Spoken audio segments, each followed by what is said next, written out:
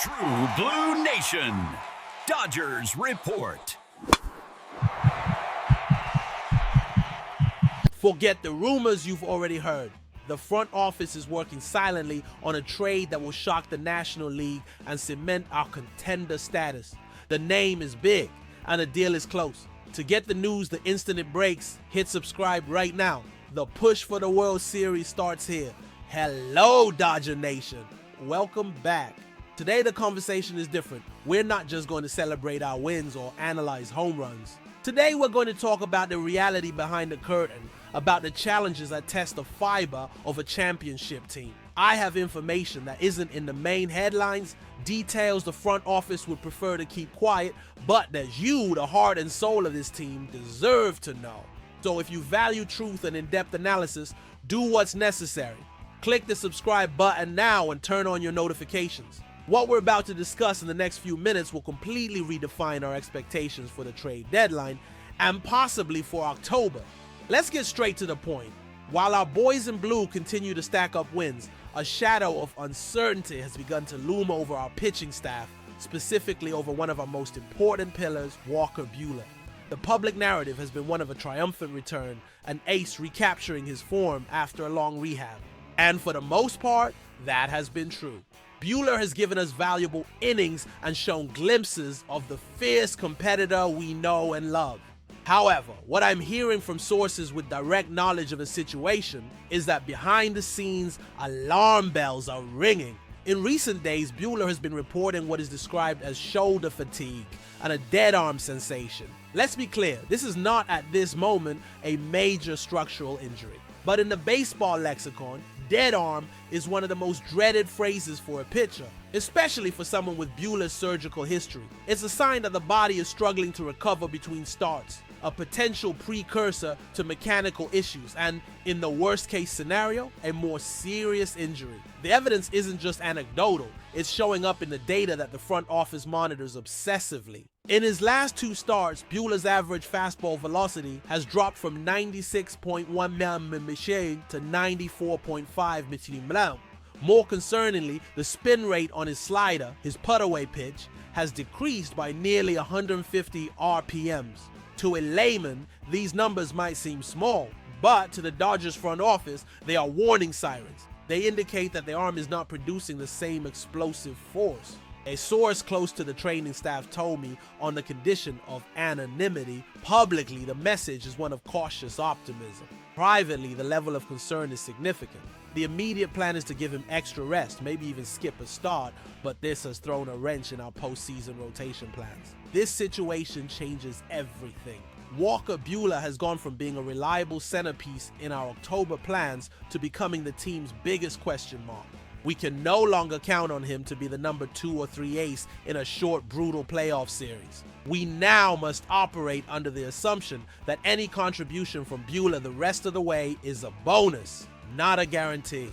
The pressure on Yoshinobu Yamamoto to be superhuman increases. The workload for Tyler Glasnow becomes even more critical, and the margin for error for our young pitchers like Gavin Stone and Bobby Miller vanishes. The depth that was our greatest asset suddenly looks perilously thin.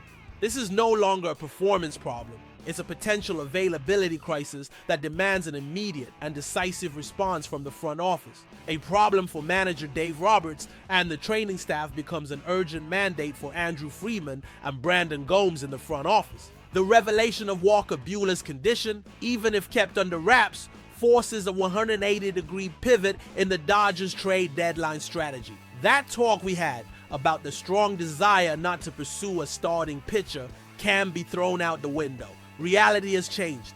The need, which was once a luxury to bolster the bullpen, has now become a critical, desperate search for a reliable impact rotation arm.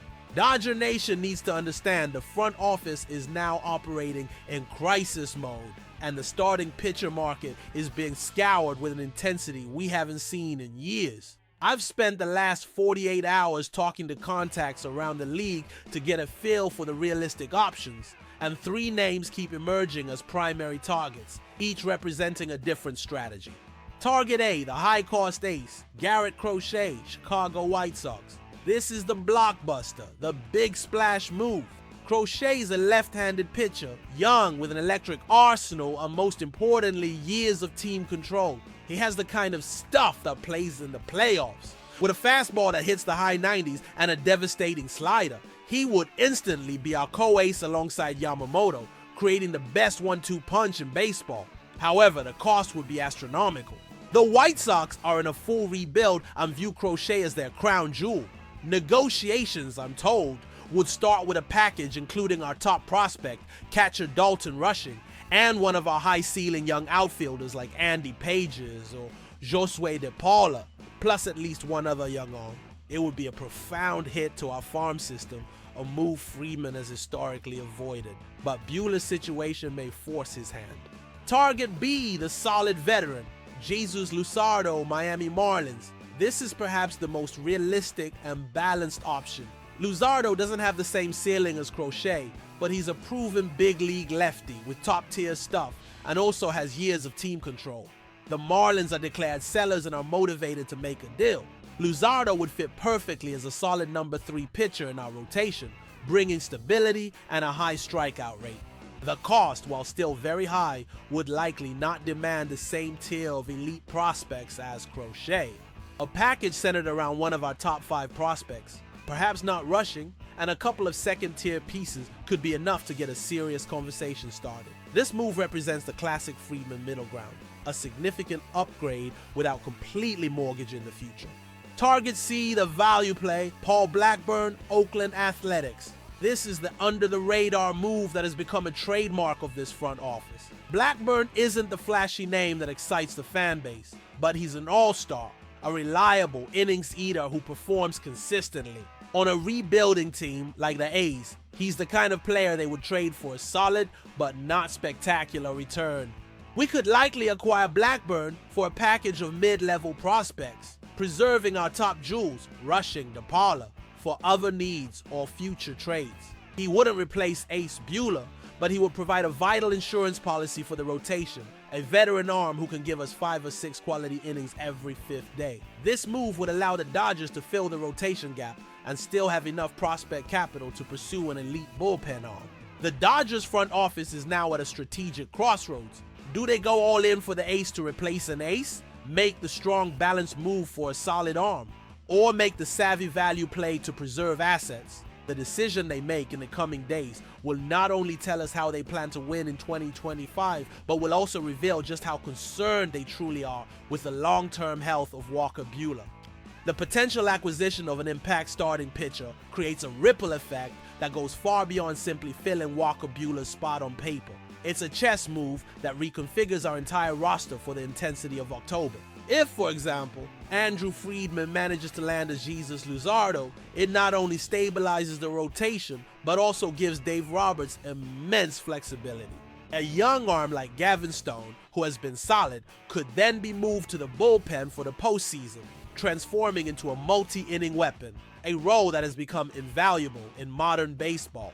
Suddenly, the rotation crisis transforms into a strengthening of 2 areas of the team. This is how elite organizations operate. They turn problems into opportunities. But in moments of uncertainty like this, the tactical analysis and front office moves are only half of the equation. The other half, the one that often holds everything together, is the leadership inside the clubhouse. And this is where the value of a player like Mookie Betts transcends his already Hall of Fame caliber stats.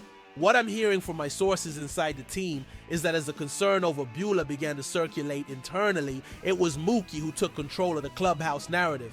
He called a players-only meeting, one of those crucial moments that never shows up in the box score. The message, according to someone who was in the room, was direct, calm, and powerful. We don't control injuries, we control our effort, our focus, and our trust in each other. Look around this room.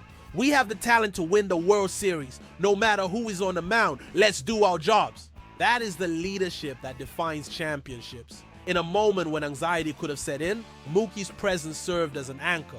It's a reminder to everyone, from Shohei Ohtani to Freddie Freeman to the youngest players, that the responsibility to win is collective. The front office would do its part, but the daily battle is won by the mindset and resilience of the men on the field. This is why the Dodgers paid Mookie Betts not just to be a superstar, but to be the conscience of the team.